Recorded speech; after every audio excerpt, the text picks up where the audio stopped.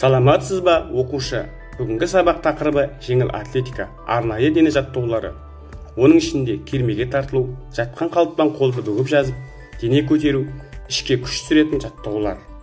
Осы сабақ арқылы іске асатын оқыту мақсаттары: аз ауқымды арнайы спорттық қимыл қозғалыс әрекеттерін дамытуға арналған жаттығулар жиынтығын білу және түсіну. Сабақ мақсаты: дене қасиеттерін дамыту, дене сымбатын қалыптастыру.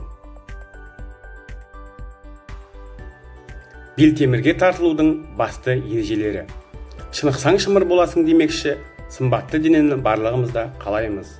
Ендеше, дене сымбатыңыз бен бұлшықеттеріңізді шынықтыру үшін үйде жаттығу жасауға болады. Әдемі шыныққан дене адам тәнінің сымбаты. Осындай сымбатты дене қалыптастырудың бір жолы белтемірге тартылу. Ең бастысы ерінбеу керек, және алға қойған мақсатқа сенімді қадам жасауға бел буған дұрыс. Белтемірге тартылу физикалық жаттығудың қарапайым және айрықша түрі. Бұл адам қолын, көкірек және арқа бұлшықеттерін шынықтырады. Яғни адам денесінің жоғарғы бөлігін физикалық шынықтыру үшін бұл таптырмас жаттығу. Ал осы белтемірге тартылу алдында нені білу керек? Егер сіз белтемірге тартылу жаттығуын алғаш жасап бастамақ болсаңыз, төмендегі ережелерді есте сақтағаныңыз жөн. Ең бірінші тартылу алдында денеңіз бен қолыңызды жаттығуға дайындау керек. Қашан қолыңыз өз қуатын жоғалтқанға күнделікті белтемірге асылып тұру керек. Тартылуға дайын екеніңізді сезінгенде барып жаттығуды бастауға болады. Дұрыс жаттығу белтемірдегі қол ара қашықтығын дұрыс ұстаудан басталады. Қол ара қашықтығын екі иықтың ара қашықтығымен тең ұстау керек. Алғашқы жаттығуды аяқты айқастыра, тізені сәл бүгіп тартылудан бастау керек. Иық бос, арқа түзу болуы тиіс. Иегің белтемір белдеуіне жеткенде өз денең төмен бір қалыпты түсіру керек. Ең бірінші осы ережелерді есте тұтып, белтемірге тартылсаңыз, одан әрі тәжірибеңізді шыңдалуына жол ашады. Қол бұлшықеттеріңіз шынығып, шымыр қалпына ене түскеннен кейін өзге жаттығуларға ден қоя бастауға болады. Мәселен, қолдың ара қашықтығын өзгертіп тартылған дұрыс. Алғашқы жаттығуларды қол мен арқа бұлшықеттерінің қозғалысына арнаған жөн. Аяқты алға соза бір қалыпты жоғары тартылып, кейде басты белтемірден асыра, кейде желкені белтемірге тигізе тартылу керек. Қол ара қашықтығының қаншалықты кең сақталу арқа бұлшықеттерінің қызметіне пайдалы. Жаттығу кезінде белтемірге дұрыс тартылудың алғышарты демді дұрыс алудан басталады. Жоғары тартылып, бар күшіңді сала көтерілгенде тыныс алмай, қайта төмен түскенде жай терең тыныс алу қажет. Белтемірді күн ара өткізіп жаттығу жасаған дұрыс. Оқушы, жаңа сабақты бастамас бұрын дене қыздыру жаттығуларын жасап алайық.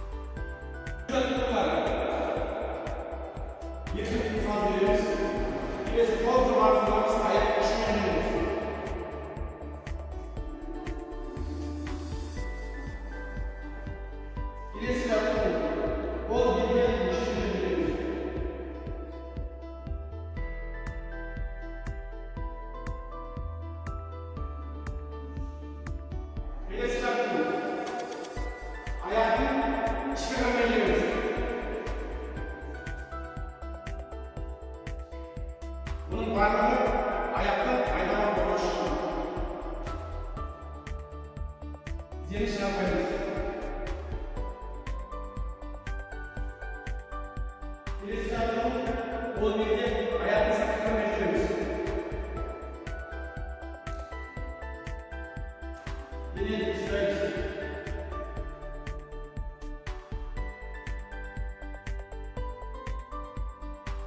Birisi yapalım.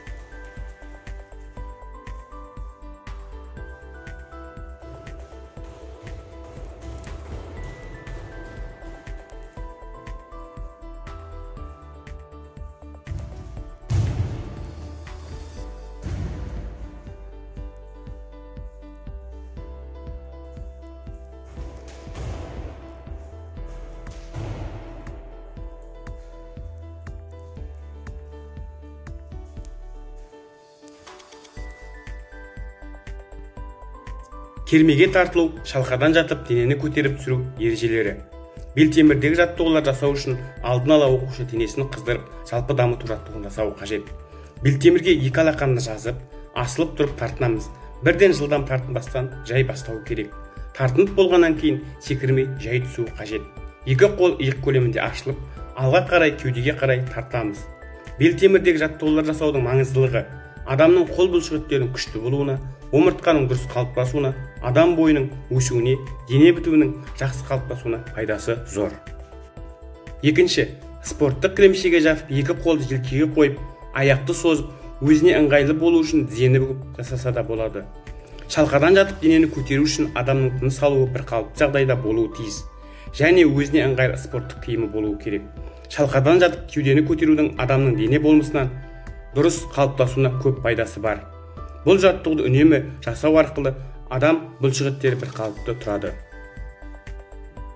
Оқушы кермеге тартылу, жатқан қалыптан денені көтеруді үйренейік. Ол үшін келесі видеоға назар салайық.